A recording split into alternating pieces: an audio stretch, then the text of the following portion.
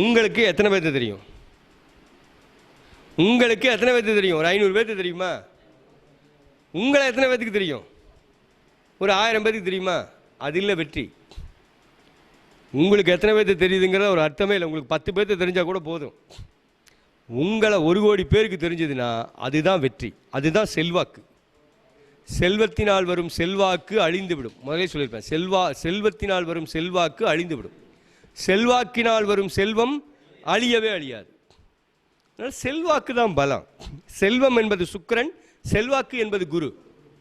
செல்வம் என்பது சுக்கிரன், செல்வாக்கு என்பது குரு. செல்வாக்கு ரொம்ப அவசியம். அந்த செல்வத்துக்கு அதிபதி 2 பேரும் தானே. குரு சுக்கிரன் கையிருப்பு பணத்துக்கு காரகன், குரு உலகத்தினுடைய ஒட்டுமொத்த தனத்துக்கு காரகன்.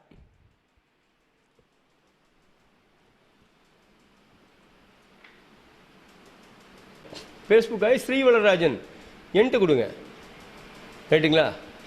நான் போடுற ஒவ்வொரு பதிவுகளும் ஒவ்வொரு விதமாக இருக்கும்.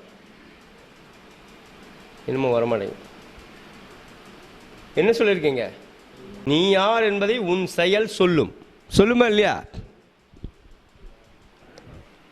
நீங்கள் ஒரு சாதாரணமாக உங்கள் வீட்டுக்குள்ளே ஒரு சின்ன வேலை செய்கிறீங்க, அது வெளியாளாச்சு தெரியுமா? உங்கள் தோட்டத்தில் ஒரு மாமரம் வச்சிங்க, அது வெளியாளாச்சு தெரியுமா? இது நாடு முழுக்க நீங்கள் நேரம் மாமரம் வச்சுட்டே இருக்கீங்க, எல்லாத்துக்கும் தெரிஞ்சிடுமா இல்லையா? மாமர மனிதர் அப்படின்னு சொல்லுவாங்க எல்லோரும். எல்லா பக்கம் மாமரம் விதைச்சிக்கிட்டே இருக்கார் அப்படின்னு. உண்டா இல்லையா? இப்போ அம்மா அவ்வளவு மரங்கள் வச்சுருக்காங்கல்ல, அவங்கள நிறைய பேருக்கு தெரியுதில்ல, சமூக சேவகர் அப்படிங்கிற ஒரு விஷயம் தெரியுதா இல்லையா? நம்ம என்ன செயல் செய்யணுமோ அந்த செயலை வச்சு தானே நம்மளுடைய வாழ்க்கையில் நம்மளுடைய வெற்றி தோல்விகள். அதனால் நீ யார் என்பதை உன் செயல் சொல்லும் அப்படிங்கிற. இதெல்லாம் எது? ஃபேஸ்புக்கில். என்ன ஃபேஸ்புக்கில் என்னை எத்தனை பேர் ஃபாலோ பண்ணுறாங்க பாருங்கள். ஒரு சாதாரணமாக கிட்டத்தட்ட 5000 ஃப்ரெண்ட்ஸு, அது போக பார்த்தீங்கன்னா ஒரு 3000 பேர் என்னை ஃபாலோ பண்ணுவாங்க பாருங்க. 2528 பீப்புள் ஃபாலோ பண்ணுறாங்க. அது போக 5000 ஃப்ரெண்ட்ஸ் இருக்காங்க எனக்கு இதில் மொத்தம். அப்போ 7000 சில்லறை ஆகிப்போச்சா இல்லையா? முகநூல் நம்மளை வெளிச்சம் காமிக்குதா? முகநூலில் நிறைய விஷயங்கள் வரும். நம்மளை யாருங்கிறத நம்ம போடணும். பாதை எப்படி போகின்றது என பார்க்காதீர்கள், போகின்ற பாதை சரியானதா என்று பாருங்கள், போகும் இடத்தை அடைந்து விடலாம். இதெல்லாம் போடுறேன். வாழ்க்கையில் ஒவ்வொரு வார்த்தைகளும் அப்படியே மனசுக்குள்ளே நிற்கணும். நம்ம சொல்கிற வார்த்தைகள் மனசுக்குள்ள. இப்போ நான் பேசுகிறது பார்த்தீங்கன்னா உங்களுக்குள்ள அப்படியே அழுத்தமாக இருக்கும். நைட்டு தூங்குனீங்கன்னா நான் பேசுனதெல்லாம் ஓடிட்டே இருக்கும். பாவம், கிரகம், விரிவு, பாரு பாரு, கரெக்டாக இல்லையா? திரும்ப திரும்ப திரும்ப திரும்ப அந்த பாவங்களையும் கிரகங்களையும் அதை பார்க்கக்கூடிய விதங்களையும் சொல்லி கொடுத்துட்டே இருக்கேன். போன வாரம் நடத்துகிற கோல்சார வகுப்பு என்ன பாயிண்ட்? அது உங்களுக்கு தினமும் ஒவ்வொரு உறவுகள் மூலமாக என்ன கிடைக்குங்கிறத சொல்லி கொடுத்தேன். உண்டா இல்லையா? மாமன்கிட்ட இருந்து என்ன கிடைக்கும் அப்படின்னா, அன்னைக்கு கோல்சார நிலையில் புதனை பார்த்தீங்கன்னா தெரிஞ்சிடுமா இல்லையா? அன்னைக்கு கோல்சார நிலையில் புதனை பார்த்தீங்கன்னா தெரிஞ்சிடும். ஒரு தகவல் தொடர்பு, ஒரு லெட்ரு வரணும், கொரியர் வரணும், ஒரு லெட்ரு வரணும் அப்படின்னு எதிர்பார்க்குறீங்க.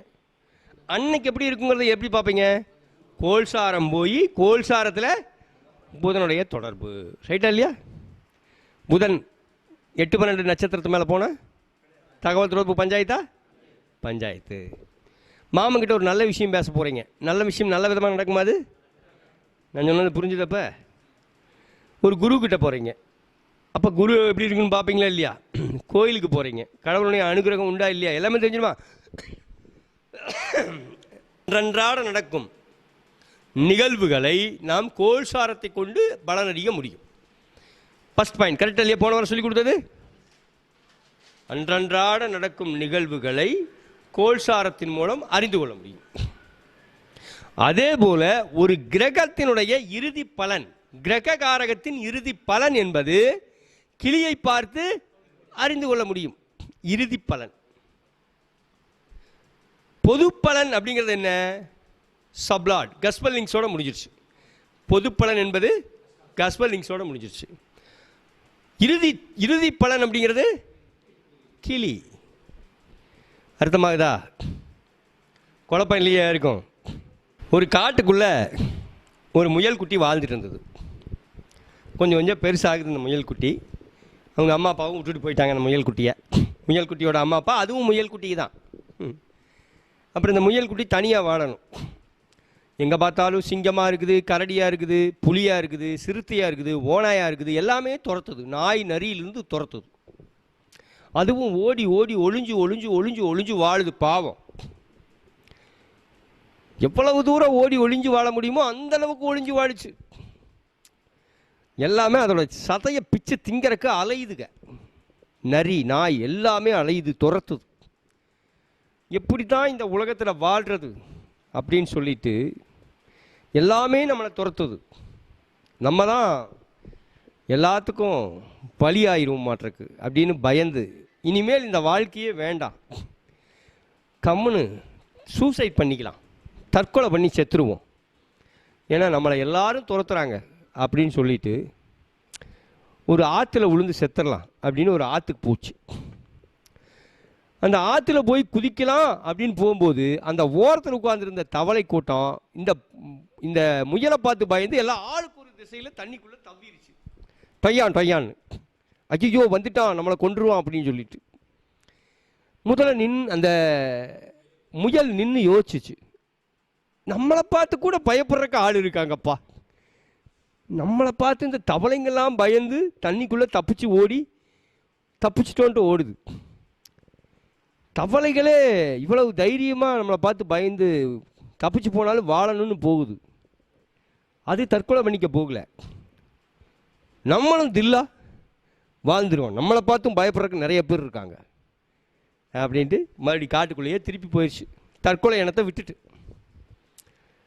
இது எதுக்காக இந்த கதை சொன்னேன் அப்படின்னா, அவங்கெல்லாம் பெரியவங்க, பெரிய ஆளுகப்பா, நம்மெல்லாம் ஒன்றும் முடியாதப்பா, நம்ம வாழ்க்கையில் நம்ம எல்லாம் முடிஞ்சு போனோம், காசு பணம் இல்லை, பெருசாக படிப்பு இல்லை, பெரிய அறிவு இல்லை, எதுவும் இல்லை, நம்மெல்லாம் எப்படி நம்ம பெரிய ஆளாகிறது, அவங்கள மாதிரி நம்ம வர முடியுமா, அந்த சிங்கத்துக்கிட்டையும் புலிகிட்டையும் நம்ம பலியாயிருவோம் அப்படின்னு பயந்து வாழ வேண்டாம். தைரியமாக தில்லா வாழ்க்கையில் தன்னம்பிக்கையோடு உங்களுக்கான விஷயத்தில் நீங்கள் முழுமையாக பாடுபட்டீங்கன்னா நீங்களும் வெற்றியாளர் தானே. ஒரு மனுஷனுக்கு தன்னம்பிக்கை நிச்சயம் அவசியம் தேவை. ஜோதிடம் சொல்லணும்னா கூட அந்த ஜோதிடம் பலன்கள் சொல்கிறதுக்கு தன்னம்பிக்கை வேணும் உங்களுக்கு. ஒரு ஜாதகம் பார்க்க ஒருத்தர் வந்து உட்காந்துருக்காரு, இப்படி இப்படி இருக்கும், இதுதான் நடக்கும், இதான் நடக்க போகுது, நம்பிக்கை இருக்கணுமா இல்லையா? தன்னம்பிக்கை இருந்தால் தன்னை போல வார்த்தைகள் அழகாக வருமா கடகடன்னு? எதுக்கு பயப்படணும்? உங்களை பார்த்து பயப்படுறதுக்கு நிறைய தவளைகள் இருக்குமா இல்லையா? நீங்கள் முயல் குட்டியாக இருந்தால் கூட உங்களை பார்த்து பயப்படுற கூட நிறைய தவளைகள் இருக்கும்.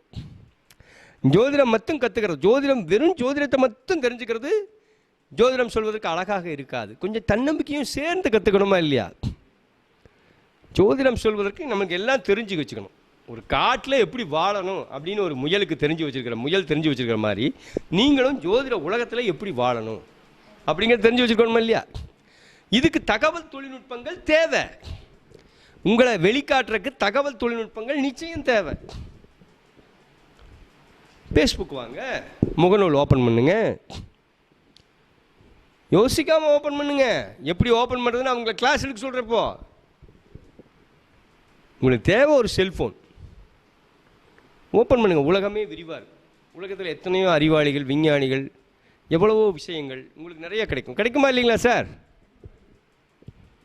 உலகமே கொண்டாடும். உங்களுக்குன்னு ஒரு திறமைகள் இருக்குமா இல்லையா? நிறைய உங்களை தொடர்பு கொள்வாங்க, நல்ல நல்ல விஷயங்களை விதைக்கலாம். ஜோதிட பலன்கள் கூறும் பயிற்சி வகுப்புகள் நீங்கள் வீட்டிலிருந்தபடியே மிக எளிய முறையில் கிபி ஜோதிடம் துல்லியமாக கற்றுக்கொண்டு பலன்கள் கூறும் வகையில் நேரடி வகுப்புகளின் தொகுப்புகள் அடங்கிய பென்டிரைவை பெற அணுகவும்.